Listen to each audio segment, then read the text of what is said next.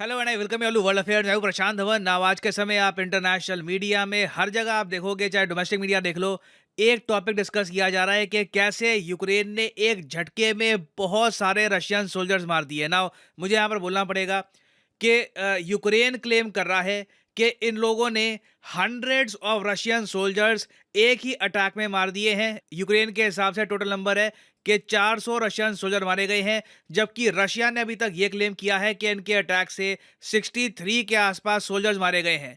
International media आप अगर देखें तो कह रहा है कि जो रियल नंबर है ये बीच में है। एक सिंगल अटैक में यूक्रेन ने मोस्ट प्रोबब्ली 200 के आसपास रशियन सोल्जर मारे हैं, क्योंकि रशिया भी काफी बार जो अपनी कैजुअलिटीज हैं ये कम रिपोर्ट करता है। और हाँ, बिल्कुल यहाँ पे आप कह सकते हैं मगर ये वॉर इतनी लंबी चली है अब तक तो हजारों लोग मर गए होंगे, हजारों नहीं।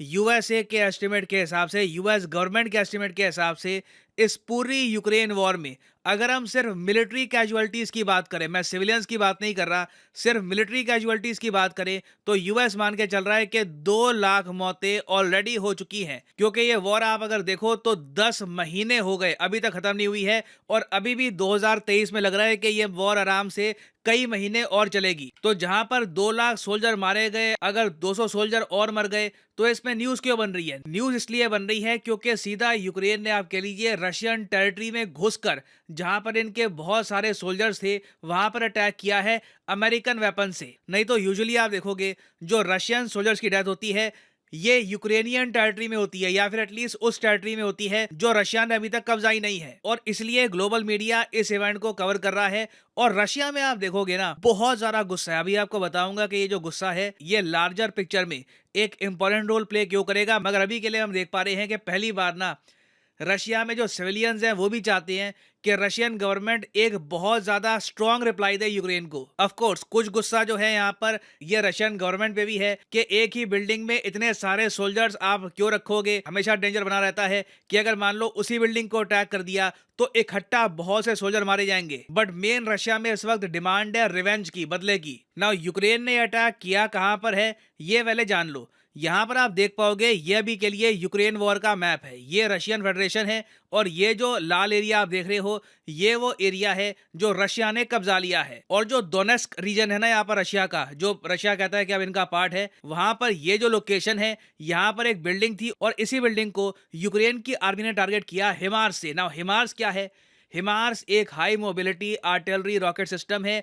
इंडियन कंटेक्स्ट में आप मान के चल लीजिए तो जिस तरीके से हमारा पिनाका रॉकेट सिस्टम है उसी तरीके से ये हिमार्स भी काम करता है। एक्चुअली आप अगर ओवरऑल बात करें वेट की, रेंज की, तो पिनाका कुछ हद तक बेहतर भी है हिमार्स से। और यहाँ पे आप देख पाओगे छोटी सी वीडियो है पिनाका रॉकेट सिस्टम की।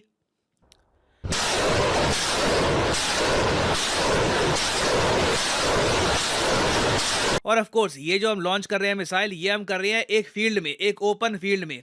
यूक्रेन काफी बार क्या करता है कि सिंस ये जो पूरा रॉकेट सिस्टम है एक व्हीकल बेस्ड है, ये कहीं भी सिस्टम को ले जाएंगे, जंगलों में छुपा देंगे, काफी बार सड़कों से भी, जी हाँ, आसपास पेड़ होंगे, बीच में सड़क मिल गई, सड़कों से भी काफी बार यूक्रेन की आर्मी ये हिमार्स रॉकेट सिस्टम को लॉन्च कर देती है। फॉर एग्जांपल यहाँ पे आप देख पाओगे ऐसी बहुत सी वीडियो सोशल मीडिया पे अवेलेबल है, यूक्रेन के सोल्जर्स लिटरली पोज करते हुए, रशिया को चेतावनी देते हुए हिमार्स रॉकेट सिस्टम लॉन्च करते हैं। और ये rocket system by the way US ने दिए हैं यूक्रेन को। ये बने थे 1990s में, मगर टेक्नोलॉजी इसकी ऐसी है कि आज भी आप 33 साल बाद भी देख लो, एक बहुत ही इंपॉर्टेंट वॉर में ये क्रिटिकल रोल निभा रहे हैं।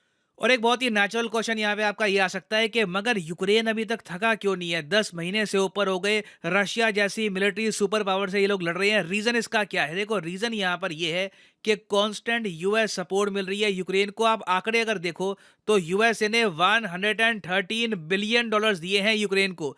इंडिया का टोटल जो डिफेंस बजट है ये 77 बिलियन डॉलर्स के आसपास का है। फिर यूके का, रशिया का, फ्रांस, जर्मनी, किसी कंट्री के, यूएस और चाइना को छोड़कर किसी कंट्री के डिफेंस बजट से आप इस आंकड़े को कंपेयर कर नहीं सकते। एक्चुअली आप अगर चाइना के बजट को भी देखो ना तो चाइना इंडिया का जो बजट है उसमें एक बहुत ही बड़ा पोर्शन जाता है सोल्जर्स की सैलरी और रिटायर्ड सोल्जर्स ऑफिसर्स की पेंशन पे। वेराज यूएस ने जो ये पैसा दिया है यूक्रेन को, इसका 90% सीधा गया है वेपन्स प्रोक्योरमेंट में।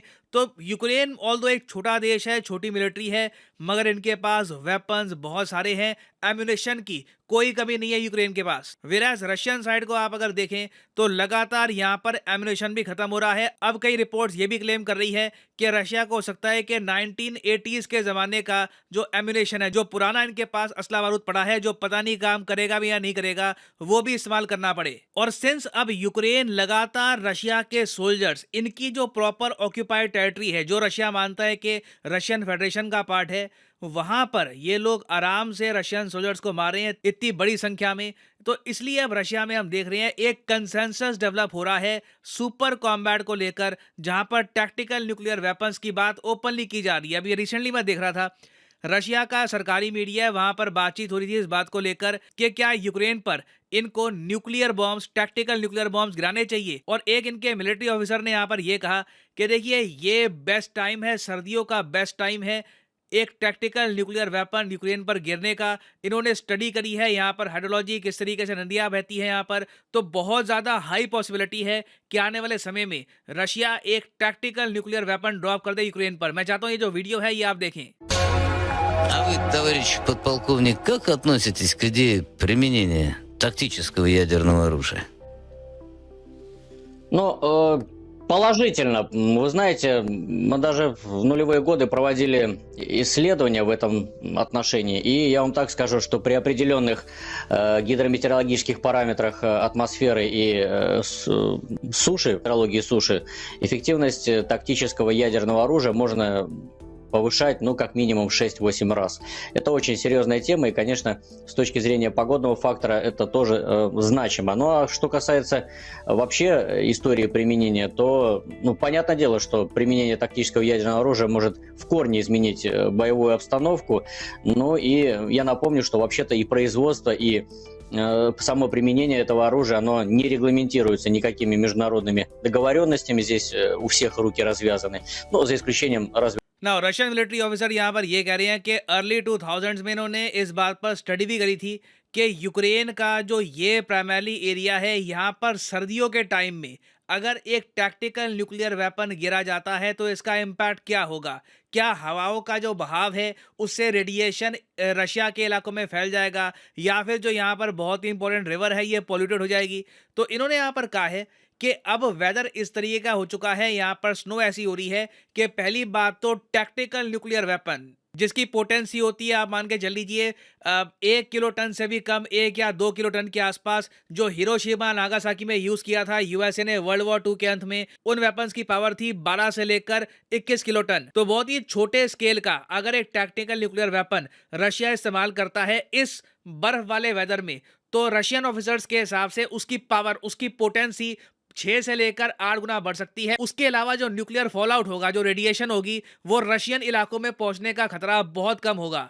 तो रशियन मिलिट्री, रशियन सोल्जर्स की अगर मैं बात देखूं, जो इनके इंटरव्यू है उनको मैं एनालाइज करूं, तो बिल्कुल इनकी तरफ से एक 100% हरी झंडी ये दिखा चुके हैं कि टैक्टिकल न्यूक्लियर वेपन्स इस्तेमाल कर दो, नहीं तो यूक्रेन लिटरली रशिया के सर पे नाचेगा। क्योंकि यूएसए की तरफ से वेपन्स की अनलिमिटेड सप्लाई है, रशिया के पास एक टाइम पे आकर वेपन्स की एम्यूनेशन की कमी होगी, तो टैक्टिकल न्यूक्लियर वेपन ही ऐसे टाइम में एक लेवल प्लेइंग फील्ड खड़ी कर सकता है। मगर यहाँ पे एक लार्जर क्वेश्चन ये भी आता है कि पॉपुलेशन को ना आपको लेना होगा कॉन्फिडेंस में। अभी के लिए बहुत से सर्वेज हुए हैं जहां पर हमको ये पता लगा है कि रशिया में ही बहुत ही बड़ी आबादी है वो इस बात के पक्ष में नहीं है कि रशिया को न्यूक्लियर वेपन्स यूज करने चाहिए। जब रशिया की आबादी से पूछा गया कि सीधा डायरेक्टली रशिया यूज कर दे न्यूक्लियर वेपन्स, तो यहाँ पर सिर्फ 3% के आसपास लोगों ने कहा कि हाँ डायरेक्टली यूज कर लो। हालांकि मुझे ये भी ऐड करना पड़ेगा कि आम आदमी के दिमाग में आता है कि हिरोशिमा नागासाकी में जो हुआ था, जिस तरीके से सिविलियंस को बॉम्ब किया गया था, वैसे किया जाएगा। इवन दो क्वेश्चन में ये बात स्पेसिफिकली ऐड करी गई कि टैक्टिकल न्यूक्लियर वेपन की हम बात कर रहे हैं, मगर आम आदमी को इतना क्लैरिटी में पता होता नहीं है कि टैक्टिकल न्यूक्लियर वेपन की एबिलिटी क्या है, वो किस तरीके से आप यूज कर सकते हैं। तो बहुत कम आबादी है रशिया में जो अभी भी न्यूक्लियर वेपन्स को यूज करने के समर्थन में है। मगर ये जो सर्वे है ये नवंबर महीने के हैं। जैसे जैसे ऐसी रिपोर्ट सामने आएगी कि यूक्रेन अब रशियन सोल्जर्स को लगातार मार रहा है। रशिया में आप देखोगे इनकी आबादी में भी ना एक चेंज ऑफ ओपिनियन आएगा कि हमारे जवान मारे जा रहे हैं, हमारे लोग मारे जा रहे हैं, जितने रशियंस यहाँ पर मरेंगे पुतिन फिर और ज्यादा रशियन लोगों को, रशियन सिविलियंस को अपनी सेना में फिर से डाल देंगे। तो अभी देखो एक कंसेंसस बनाया जा रहा है। तो जैसे ही रशिया की आबादी में भी इस बात को लेकर एक एक्सेप्टेंस आ जाती है, मैं कहता हूं 20-25% लोग भी कहना स्टार्ट कर देते हैं कि टैक्टिकल न्यूक्लियर वेपन गिरा दो यूक्रेन पर, रशिया ये बड़ा स्टेप ले लेगा ना। इंडिया की वैसे अगर हम बात करें तो हमारा यहाँ पर क्या रोल है, इसका हम पर इम्पैक्ट क्या होगा। तो देखो, अगर रशिया ने टैक्टिकल न्यूक्लियर वेपन यूज कर दिए, हालांकि लीगल ग्राउंड्स पे ये किसी ट्रीटी का वायलेशन होगा नहीं, टैक्टिकल न्यूक्लियर वेपन के बारे में कोई प्रॉपर ट्रीटी है नहीं इंटरनेशनली। इंडिया ने क्लियरली रशिया को ये कहा है कि न्यूक्लियर वेपन्स यूज मत करिएगा, हम उस केस में न्यूट्रल नहीं रह पाएंगे। ये बात यूएसए की सीआईए के चीफ खुद कह चुके हैं कि पीएम मोदी के जो व्यूज हैं न्यूक्लियर वेपन्स को लेकर, इसने एक बहुत ही बड़ा इंपैक्ट डाला रशिया पर। रशिया पहले भी सोच रहा था कि टैक्टिकल न्यूक्लियर वेपन ये लोग यूज कर देंगे, मगर इंडिया और काफी हद तक चाइना का भी जो दबाव है उसकी वजह से रशिया ने ऐसा किया नहीं है। बट जो स्थिति अभी बन रही है यूक्रेन वॉर में, जिस तरीके से यूएस एक अनलिमिटेड सप्लाई दे रहा है यूक्रेन को, इवेंचुअली ये वॉर एक टैक्टिकल न्यूक्लियर वेपन के यूज की तरफ ही बढ़ रही है। और हाँ, आप लोगों के लिए एक इंपॉर्टेंट जानकारी, यूजुअली अनअकैडमी के सारे कोर्सेज पर डिस्काउंट होता है 10% का, मगर नए साल के अवसर पे इस महीने की 6 तारीख तक, जी हाँ 6 तारीख तक 23% डिस्काउंट चल रहा है हर अनअकैडमी कोर्स पर। अब फॉर एग्जांपल मैं आपको दिखाऊं, आपको अगर परचेज करना है यूपीएससी का कॉम्बो कोर्स, तो इस वीडियो की कमेंट सेक्शन में जाओ, यहाँ पे आपको मिलेगा ये लिंक यूपीएससी कॉम्बो का, यहाँ पे करिएगा आप क्लिक और यहाँ पे आप परचेज कर पाओगे अनअकैडमी का यूनिक कॉम्बो पैकेज, जिसके अंदर आप प्रीलिम्स, मेंस और ऑप्शनल ऑफ कोर्स आपकी चॉइस का होगा, पब्लिक एडमिनिस्ट्रेशन, फिलॉसफी, जो भी आप चूज करना चाहें।